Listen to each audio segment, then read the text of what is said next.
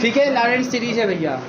बेचारे इसे गर्मी भर तो पानी पीते हैं, हमने कहाँ कोई पानी पूछता है। कल लाइट गड़बड़ हो जाता उसके यहाँ, इसके नीचे एक लगवा दीजिए आप आर वाला ही। एक आध महीने का सर्टिफिकेट मिल जाता ना तो लगवा देते। किसका? अरे वही गवर्नमेंट से फंडवा अपना पास करते। गवर्नमेंट कहाँ? कुछ प्रोविंसर देते, कुछ आप देते। ऐसे ही है। ऐसी लगवा दो बच्चों के लिए, सही करा अब चलो, अब देखिए क्वेश्चन कैसे आते हैं, इसको जान लीजिए आप लोग। क्वेश्चन कैसे आते हैं, कितने झंडू क्वेश्चन आते हैं आपके सामने खुद दिखाई देगा। इससे आसान क्वेश्चन आज तक नहीं बना है। आप लोगों को विश्वास नहीं होगा ना? नहीं सर। लेकिन वास्तविकता यही है। मैं जानता हूँ आप लोगों को विश्वास नहीं होगा। क्वेश्चन लिखिएगा, एक्सपांड।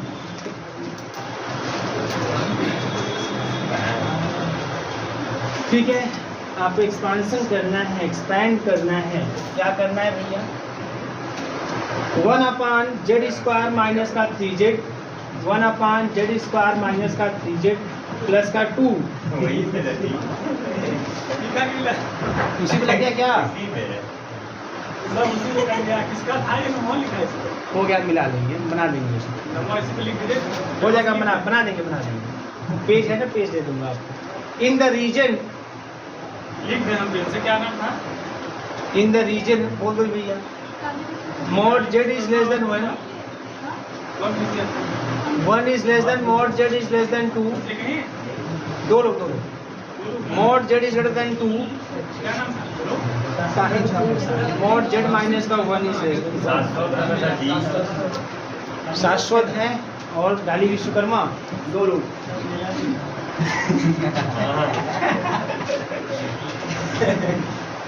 ये आपकी 4 क्वेश्चन, ठीक है।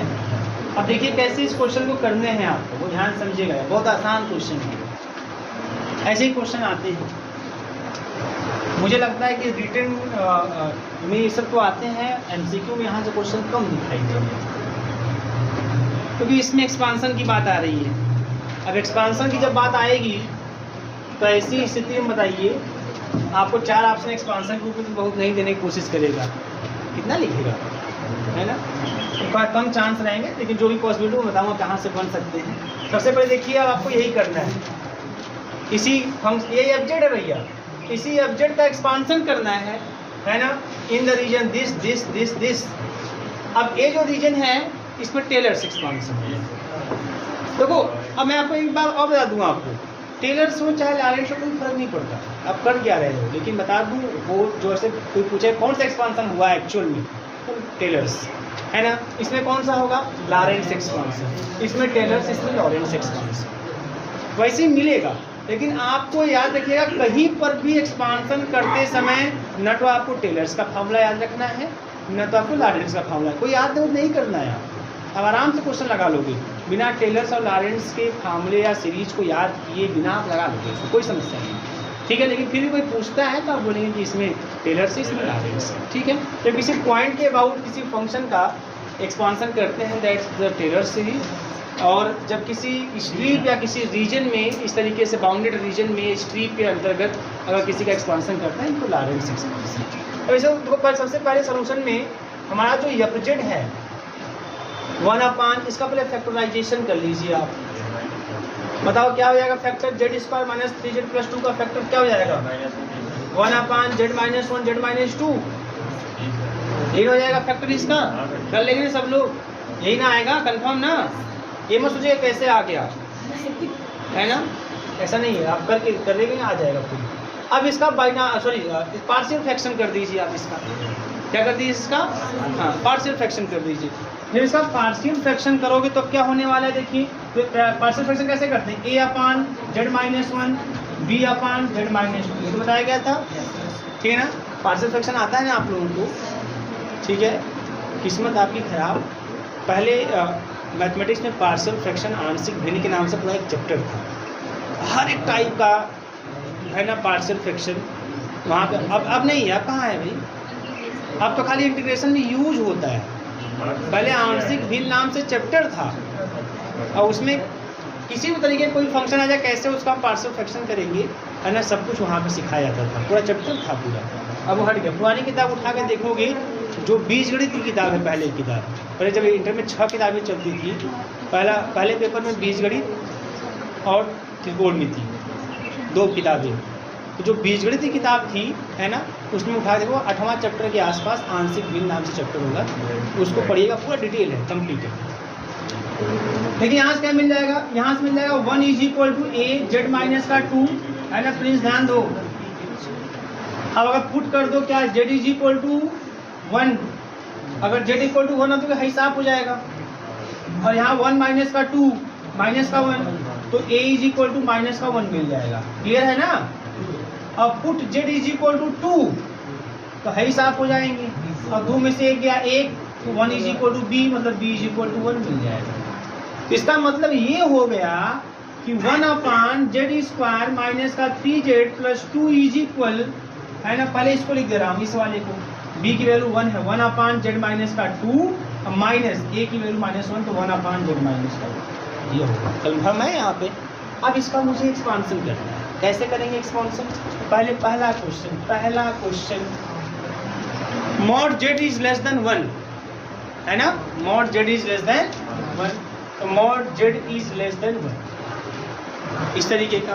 तो क्या करना है यहाँ पे, तो हमारे पास 1/z² माइनस का 3z प्लस का 2 है, और 1/z माइनस का 2 और माइनस का 1/z माइनस का 1। अब इसमें से कुछ ना कुछ कॉमन करना है, चाहे z चाहे 2। अब क्या कॉमन करोगे, z की 2 कॉमन करोगे। अगर बेटा z कॉमन करोगे तो 1 माइनस का 2z करके मिलेगा। अब ये जो 2 जैसे z कॉमन करोगे यहाँ से, तो आपको मिलेगा 1/z कॉमन करने पर 1 माइनस 2/z। ये जो है ना, ये लेस देन 1 होना चाहिए अगर z कॉमन कर रहे हैं तो क्या ऐसा करने पे लेस देन 1 हो जाएगा क्या, बोलिएगा, हो पाएगा? कैसे कर रहे हैं, ऐसे हमारे एक्सप्रेशन से कर रहे हैं। हमारे पास z की वैल्यू 1 से कम है, तो 2 मॉड 2/z की वैल्यू लेस देन 1 आनी चाहिए। क्या आएगी क्या? इसकी वैल्यू अगर वो 1 से कम रखेंगे, 1 से कम कुछ रख के देख लीजिए, मान लीजिए 0.5 पर रख दिया 1 से कम, तो कितना आएगा, 4 हो जाएगा। तो 4 क्या 1 से लेस होगा क्या? Not possible. इसका मतलब यहाँ से z कॉमन नहीं करेंगे। मेरी बात समझ में आ रही कि नहीं आ रही है आप लोगों को? क्या कॉमन करेंगे? 2 कॉमन करेंगे, ठीक है ना, 2 कॉमन करेंगे। अच्छा 2 कॉमन करेंगे तो फिर क्या होगा, एक क्या मान रख सकते हैं कि -2 माइनस भी कॉमन कर लेंगे। आप माइनस भी कॉमन कर लेंगे, तो ये माइनस का 1/2 माइनस का z, ऐसे लिख दूँ इसको, ऐसे लिख दूँ, है ना, और माइनस का 1/z माइनस का 1। अब बताओ यहाँ पे क्या स्थिति है, यहाँ की स्थिति, अगर मैं 2 कॉमन करता हूँ तो आपको मिलेगा z/2। अगर z 1 से कम है तो ये भी 1 से कम है, होगा कि नहीं होगा? इसलिए यहाँ पे क्या कॉमन करेंगे, 2, तो माइनस का 1/2 कॉमन कर लेंगे तो 1 माइनस का z/2 मिल जाएगा। क्लियर ना मास्टर? सर जाइए। और यहाँ बताओ, यहाँ से z कॉमन करेंगे तो क्या मिलेगा, 1/z, फिर मैटर फंसेगा। z की वैल्यू अगर 1 से छोटी रखेंगे तो 1 से बड़ी आएगी, छोटी नहीं आएगी। यहाँ भी -1, तो इसको भी मैं देखता हूँ, यहाँ +1 माइनस का z। क्लियर है ना? अब क्या कॉमन करते हैं, कुछ नहीं कॉमन करते हैं, कुछ कॉमन कर क्या करेंगे, कॉमन नहीं, 1 कॉमन करेंगे ना, तो 1 तो क्या मतलब है कॉमन करने का क्या, तो ये आपका हो जाएगा प्लस, ऐसे ही रख देते हैं। क्लियर है? तो इसको ऐसे कर लेते हैं, माइनस का 1/2 और 1 माइनस z/2 के पावर -1, और इसको लिख देते हैं +1 माइनस z के पावर -1। क्लियर है? अब देखो इसको -1/2, अब इसका एक्सपांसन कर दो, 1 + z/2 प्लस z/2 का स्क्वायर प्लस z/2 का क्यूब, ऐसे ही कंटिन्यू होता चला जाएगा। और प्लस दूसरा वाला 1 + z plus z² plus z³ plus dot. फिर इसको मिला के लिख दीजिएगा। मिला कैसे लिखेंगे, कांस्टेंट टर्म में कांस्टेंट टर्म जोड़ के, z/2 में z वाला टर्म जोड़ के, अगला वाला में अगला वाला जोड़ के लिख देंगे ना, लिख दीजिएगा, वही आपका आंसर हो जाएगा। पहले वाले नोट करिए कि कहीं कोई समस्या हो, कुछ भी आपको कन्फ्यूजन हो आप पूछ लीजिए। कन्फ्यूजन नहीं है भैया, कुछ लोग बैठ गए हैं तो जोड़ रहे हैं कि नहीं, जब जोड़ देंगे तो कैसे जोड़ना है, देखो -½ का गुणा करेंगे, इसमें -½ आएगा, यहाँ +1 है, तो 1 में जब जोड़ेंगे -½ तो +½ ना आएगा, यह हो गया। फिर देखो यहाँ पे जब गुणा करोगे तो माइनस का 1/4 आएगा। यहाँ जेड का कोएफिशिएंट कितना आएगा, माइनस का 1/4। यहाँ जेड का कोएफिशिएंट कितना है 1, तो 1 में जब माइनस का 1/4 आप जोड़ोगे तो कितना आएगा 3/4, तो रहेगा 3/4 जेड। ऐसे ही करना है, आप कुछ नहीं करना है। फिर देखो यहाँ पे क्या है, यहाँ पे 1/2 है, यहाँ पे जेड 2 का स्क्वायर 4 मतलब माइनस का 1/8 है। तो यहाँ पे जेड का कोएफिशिएंट कितना 1 है, तो 1 माइनस का 1/8 मतलब 7/8। कितना बढ़िया। ऐसे ही करता हुआ आप आगे बढ़ जाएंगे इस तरीके से, यहाँ पे ऐसे ये ठीक है। ये सब ये आ गया आपका पहले का।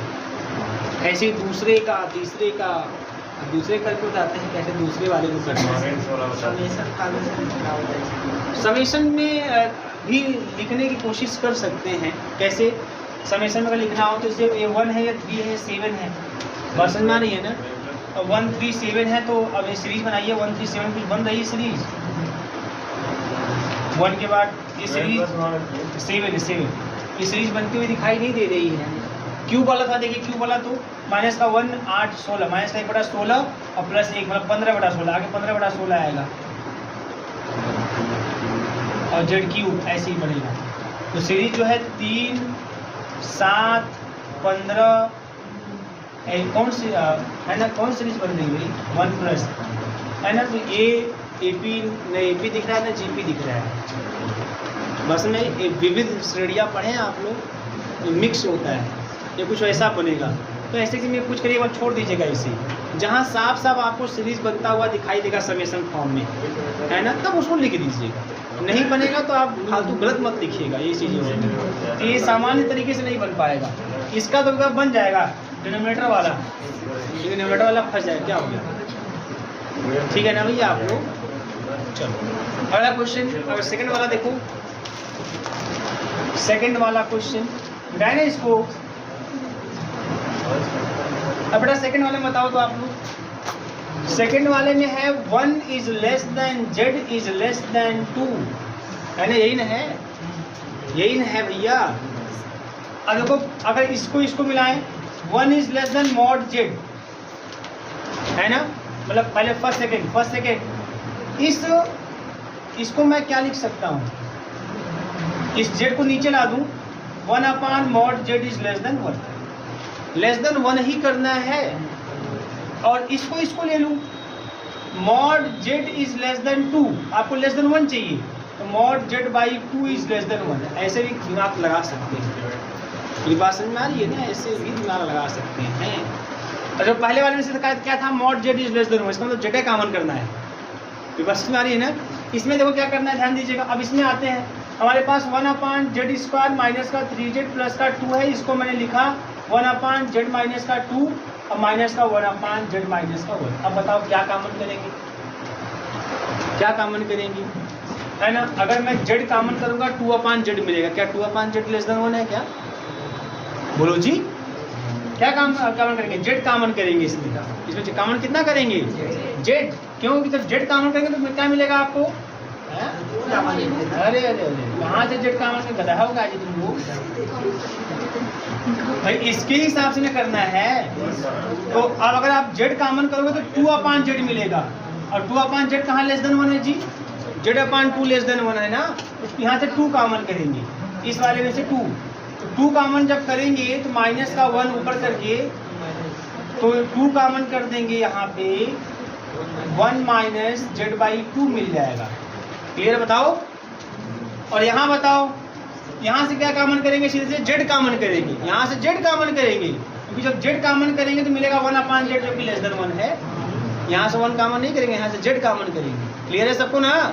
तो यहाँ से यस सर बहुत दमदार तरीके से बोल रहे हैं आप। 1 माइनस 1/z, अब इसको लिखेंगे कितना, माइनस का 1/2 और 1 माइनस z/2 के पावर -1 माइनस का 1/z 1 माइनस 1/z के पावर -1।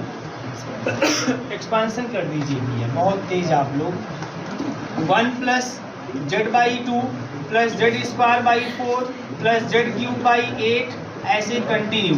यहाँ पे माइनस का 1/z, यहाँ भी एक्सपांसन कर दीजिए। 1 प्लस ध्यान दो इधर 1/z² प्लस 1/z³ और प्लस डाटा डॉट, ये हो गया इस तरीके से। बस समझ में आ रही है। देखो यहाँ पर आप इसको मल्टीप्लाई भी कर लीजिएगा। यहाँ देखो जेड के निगेटिव टर्म मिल रहे हैं कि नहीं मिल रहे हैं आपको, है ना। तो लॉरेंट्ज में आपको हमेशा निगेटिव टर्म आपको लॉरेंट्ज में दिखाई देगा। जैसे मान लीजिए आप रिटर्न में कि आप लिख रहे हैं, क्वेश्चन को सॉल्व कर रहे हैं, तो याद रखिएगा अगर आपका टेलर्स एक्सपांशन है ना, उसमें जेड का कहीं निगेटिव टर्म नहीं आएगा। एक तरीके से आप याद कर सकते हैं कि ऐसा ना हो कि हम जेड कुछ ऐसा कॉमन कर लें जिससे निगेटिव टर्म आ जाए। तो याद रखिएगा टेलर्स में ऐसा नहीं होगा, निगेटिव आपको लॉरेंट्ज में ही दिखाई देने वाला है। बात समझ में आ रही है ना, लॉरेंट्ज में ही आपको निगेटिव दिखाई दे सकता है। टेलर्स में कहीं निगेटिव आए इस तरीके से कोई कॉमन आप नहीं करोगे। टेलर्स में जेड निगेटिव नहीं आना चाहिए, ठीक है ना। ये हो गया काम खत्म, आंसर कर लो। यही है एक्सपांशन, इससे आसान एक्सपांशन आज तक नहीं बना। कर लेंगे ना तीसरा। तीसरे में क्या करना है, देखो तीसरे वाले में सी वाले में बहुत सिंपल सा 2/mod z is less than 1 हो जाएगा। बोलो, अगर 2/mod z is less than 1 है तो 1/mod z is also less than 1 होगा कि नहीं होगा, बताओ। बोलो भैया, भाई इस वाले सी वाले पार्ट में 2/mod z is less than 1 आएगा। तो क्या जब 2/mod z is less than 1 है तो क्या 1/mod z is less than 1 नहीं होगा? अरे जब इसका दुगना भैया 1 से छोटा है तो वो तो खुद 1 से छोटा होगा करेगा ना। तो अब ये दोनों चीजें थोड़ा लग जाएंगी। देखो यही है ना, यही हमारे पास है, इसमें दोनों